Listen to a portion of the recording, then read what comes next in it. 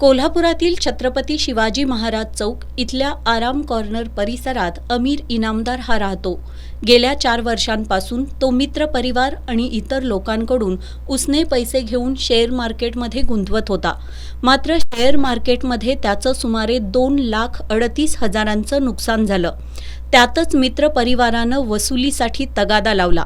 त्यामुळे इनामदार यानं गुरुवारी सकाळी लक्ष्मीपुरी पोलीस ठाण्यात जाऊन सुसर बागेजवळ आपण लघु शंकेसाठी गेलो असताना आपल्या गाडीच्या डिक्कीतून 2,38,000ची रोकड चोरीस गेल्याची फिर्याद दिली।